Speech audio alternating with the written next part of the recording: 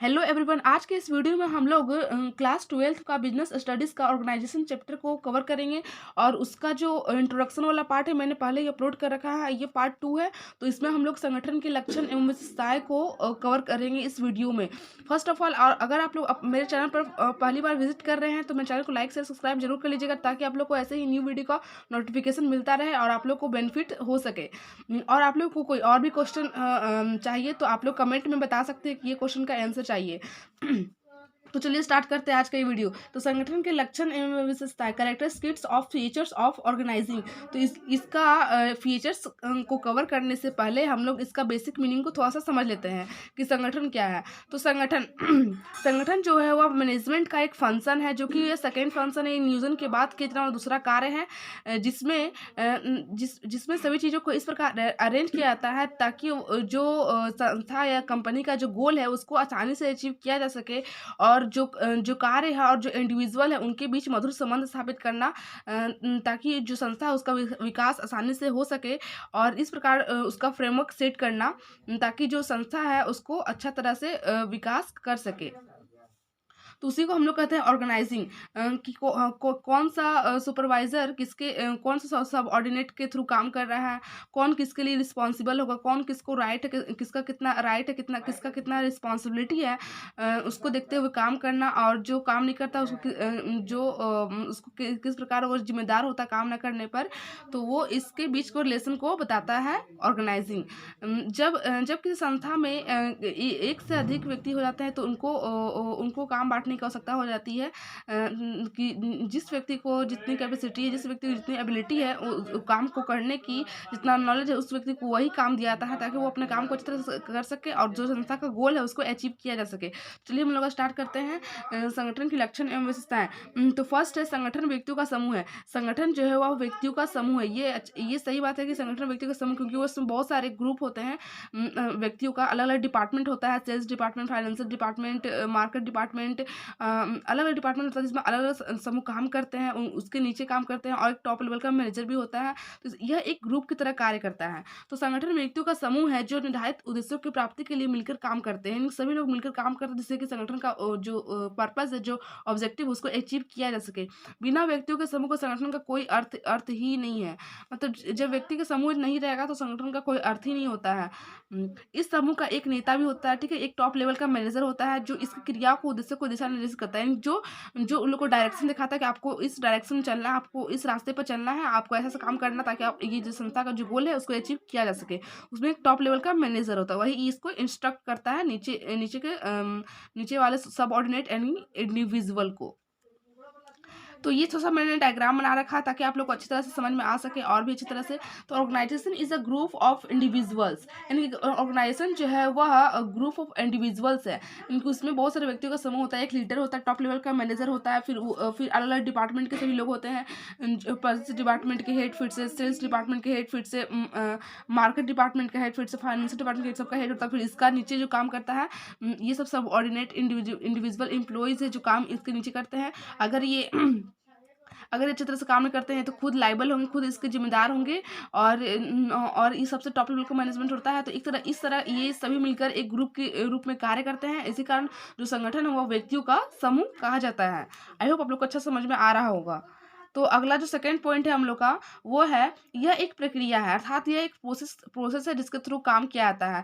First में जो management है, जो प्रबंध है, उसका फर्स्ट जो फंक्शन है वो नियोजन है, और सेकंड किया जाता है वो ऑर्गेनाइजिंग। ऑर्गेनाइजिंग इसलिए इसको एक प्रक्रिया कहा गया क्योंकि यह स्टेप बाय स्टेप किया जाता है। तो संगठन एक ऐसी प्रक्रिया है जिसके अंतर्गत संस्था के उद्देश्यों को प्राप्त करने के लिए गतिविधियों को पहचान और समीकरण किया जाता है। हम लोग संस्था के उद्देश्य को प्राप्त करने के लिए वहाँ का कौन कौन सी एक्टिविटी की जाती है, कौन कौन सा ग्रुप सेशन किया जाता है, उसको पहचान किया जाता है। इन गतिविधियों को उपयुक्त प्रभागों, विभागों, अनुभागों, कृतियों में बांटा जाता है, इनके साथ डिपार्टमेंट में जॉब्स वगैरह में बांट दिया जाता है।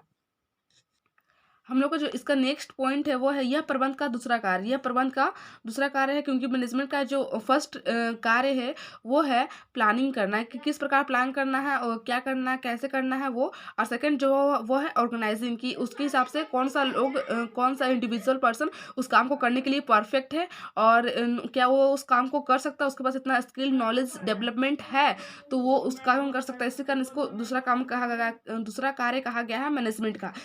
तो यह प्रबंध का दूसरा एवं प्रमुख कार्य है, जो कि यह नियोजन प्रक्रिया के बाद प्रारंभ की जाती है। और संगठन जो प्रक्रिया वह पूरी तरह से नियोजन प्रक्रिया पर ही निर्भर करता है। अगर हम लोग नियोजन नहीं करेंगे तो हम लोग संगठन का कोई मतलब ही नहीं निकलता है, क्योंकि नियोजन करने के बाद ही ऑर्गेनाइजिंग का दूसरा सेकंड कार्य आता है। तो ये डायग्राम है कि प्लानिंग के बाद ऑर्गेनाइजिंग होता है। फर्स्ट ये में हम लोग को फंक्शन है मैनेजमेंट का और सेकंड फंक्शन इज ऑर्गेनाइजिंग। तो इसके बाद ही ऑर्गेनाइजिंग करता है। ऑर्गेनाइजिंग जो फुल रूप से डिपेंड करता है प्लानिंग पर। अगर प्लानिंग नहीं होगा तो ऑर्गेनाइजिंग भी नहीं होगा। अगला जो पॉइंट है वो है संगठन प्रबंध का एक महत्वपूर्ण कार्य है। यानी कि जो संगठन है वो प्रबंध का एक महत्वपूर्ण कार्य, अगर संगठन नहीं होगा, ग्रुप में काम नहीं किए जाएंगे तो जो संस्था का गोल है उसको अचीव नहीं किया सकता, क्योंकि एक ओनली फॉर एक इंडिविजुअल पर्सन संस्था को आगे विकास नहीं कर सकता है, आगे नहीं बढ़ा सकता है। जब सभी मिलकर ग्रुप में काम करेंगे तभी वह आगे की संस्था बढ़ सकता है। संस्था प्रबंध का एक महत्वपूर्ण कार्य है, संगठन प्रबंध का एक महत्वपूर्ण कार्य है। प्रबंध के विभिन्न कार्य हैं, जैसे कि नियोजन पर समन्वय, अभिप्रेरणा, नियंत्रण, संगठन भी इन्हीं कार्यों जैसा एक महत्वपूर्ण कार्य। जिस प्रकार प्लानिंग करना, कोऑर्डिनेशन स्थापित करना, उसको मोटिवेट करना, कंट्रोलिंग करना, ये सभी जिस प्रकार बहुत महत्वपूर्ण कार्य है, उसी प्रकार संगठन भी, ऑर्गेनाइजिंग भी एक बहुत ही इंपॉर्टेंट कार्य है। किसी भी संगठन, किसी भी कंपनी के लिए without organizing can not develop in any company and any संस्था। तो जो 5 पॉइंट है वो है संगठन एक संरचना ढांचा है, मतलब कि यह एक ढांचे के रूप में कार्य करता है। तो वही कह रहा है कि संगठन एक ढांचा है जिसमें कार्यरत कर्मचारियों एवं अधिकारियों के पारस्परिक संबंधों का विश्लेषण किया जाता है।